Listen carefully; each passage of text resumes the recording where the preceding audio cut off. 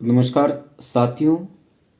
आज की चर्चा के अंदर हम एक महत्वपूर्ण कॉन्सेप्ट के बारे में बात करने वाले हैं। हालांकि आजकल की जो वीडियो की या चर्चा की जो हमारी सीरीज चली हुई है, दरअसल इसके अंदर आजकल हम शब्दों को ही जानने की कोशिश कर रहे हैं कि जो ये शब्द होते हैं, जो ये छोटे छोटे जो कॉन्सेप्ट है, हमारी परीक्षा के लिहाज से भी महत्वपूर्ण होते हैं।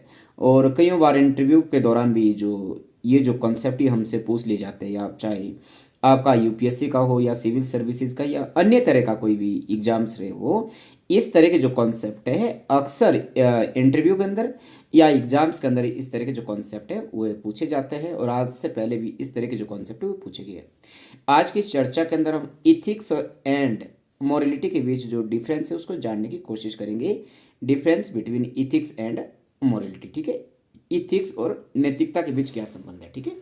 दरअसल जब एथिक्स और नैतिकता की हम बात करते हैं तो जो ये दो जो शब्द हैं, इनको प्रायः क्या है, समानार्थी शब्दों के अर्थ में ले जाता है। मतलब एक ही इसका अर्थ निकाला जाता है कि जो एथिक्स और जो नैतिकता है, इसका दोनों का क्या है, एक ही अर्थ है या एक ही मीनिंग है। इस तरह के जो प्रश्न यूपीएससी के अंदर कई बार पूछे गए। और किसी भी तरह का आपका कॉलेज कैडर का पेपर हो या अन्य तरह का सिविल आपका कोई इंटरव्यू हो, ये जो प्रश्न कई बार पूछे जाते हैं। तो आज की इस वीडियो के अंदर हम एथिक्स और मोरलिटी के बीच किस तरह का जो बेसिक एक डिफरेंस इसके बीच जो रहता है, इसको आज की इस वीडियो के अंदर हम समझने की कोशिश करने वाले हैं।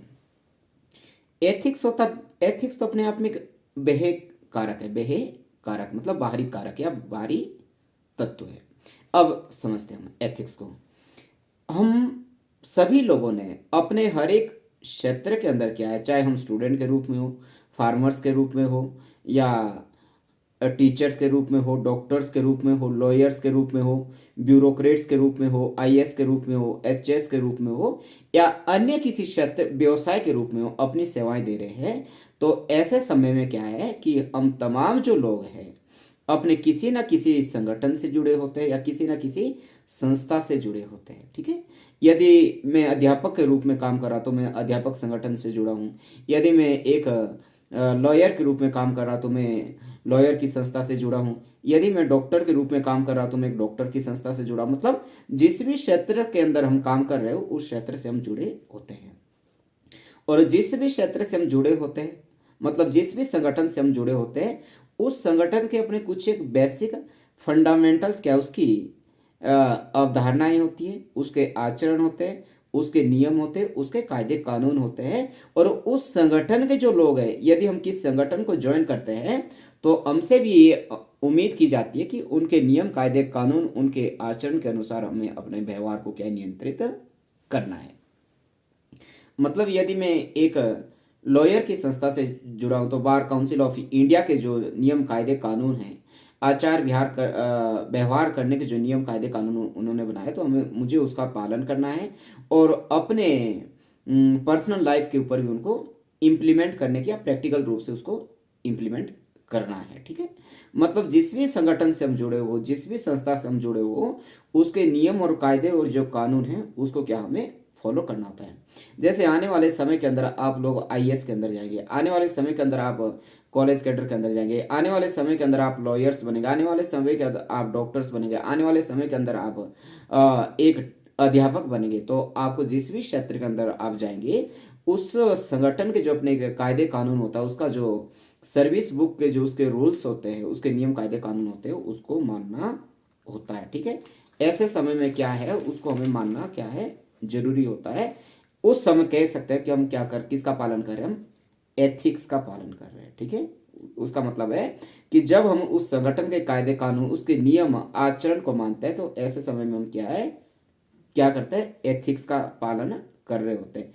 एथिक्स अपने आप में एक बहेक कारक है। मतलब बाहर से हमारे व्यवहार को नियंत्रित किया जाता है, ना कि आंतरिक, ठीक है। मतलब मेरा आंतरिक जो मेरी आत्मा है वो कुछ भी कहे, परंतु मुझे काम तो सिर्फ वही करना जो कि उस संगठन के नियम कायदे कानून ने तय किया हुआ है। उससे बाहर हम कोई भी अपना काम नहीं कर सकते। उसे कहते हैं एथिक्स, बेसिक डिफरेंस। दूसरा शब्द मोरलिटी, या हिंदी में कहते हैं उसको नैतिकता। नैतिकता कोई वह कारक नहीं बल्कि एक आंतरिक कारक है।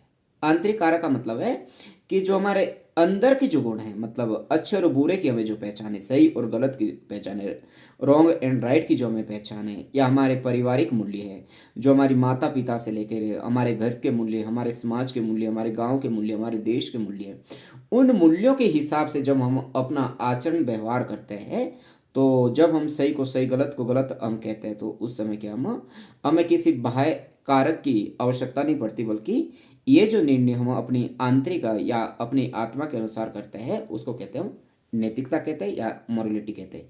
मैं फिर कह रहा हूँ, ये जो प्रश्न है ये यूपीएससी के इंटरव्यू इंटरव्यू के अंदर भी कई बार पूछा जाता है। ये जो हमारा गुण है अपने आप में एक आंतरिक गुण है। अब जो एथिक्स है, एथिक्स क्या है? देश, समय, काल की परिस्थितियों के अनुसार क्या है, अलग अलग हो सकता है, परंतु जो मोरलिटी है उसमें देश, काल या समय की कोई परिस्थितियाँ, कोई सीमाएं नहीं रहती। जैसे इथिक्स है, वेस्टर्न का अपना कल्चर है। जो वेस्टर्न का इथिक्स का मतलब है, वह सारे व्यवहार करने की वहाँ पे इजाज़त रहती है जो कि शायद भारत में ना हो, या वो वहाँ पे जो जो भी वो काम कर रहे हैं, मतलब जिस भी तरह का आचरण व्यवहार वो कर रहे हैं, वहाँ का समाज उसे मान्यता देता है, और वहाँ पे कोई भी काम क्या है, एथिकल है। परंतु वही आचार और व्यवहार यदि भारत के संदर्भ में हम लें, इंडियन कॉन्टेक्स्ट में लें, तो हो सकता है कि भारत के संदर्भ में उन आचरण, नियम, कायदे, कानून को यहाँ पे मान्यता ना दी जाए। उस समय हम कह सकते हैं कि जो इथिक्स है ये देश और काल की परिस्थितियों के अनुसार अलग अलग है।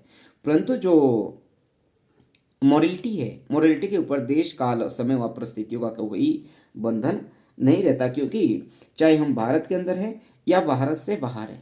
मान लो मैं वेजिटेरियन हूँ, तो दुनिया के चाहे मैं किसी भी देश के अंदर जाऊँगा, यदि मुझे नॉन वेज खाने के लिए कोई कहता है तो मैं शायद नहीं खाऊंगा, क्योंकि मुझे पता कि मैं तो वेजिटेरियन हूँ, और सिर्फ मैं वही खाना खाऊंगा जो कि वेजिटेरियन है, क्योंकि ये देश और काल की परिस्थिति के अनुसार इसके ऊपर कोई बाउंड्री या लिमिट नहीं रहती, क्योंकि ये व्यक्ति का क्या है, आंतरिक गुण है।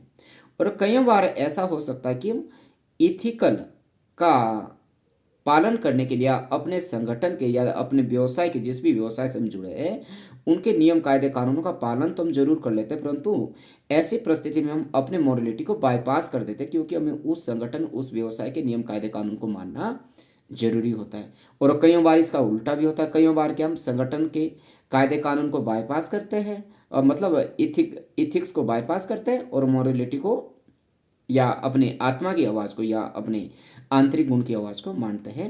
ऐसी परिस्थिति में हम कह सकते हैं कि जो मोरलिटी और इथिक्स है, इसके अंदर क्या है, अपने आप में एक बेसिक सा कंट्राडिक्शंस भी है, और ये अपने आप में क्या है, संघर्षरत भी रहते हैं।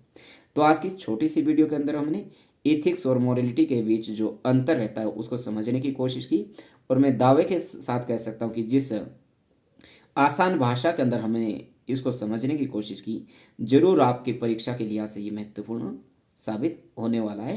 Thank you so much.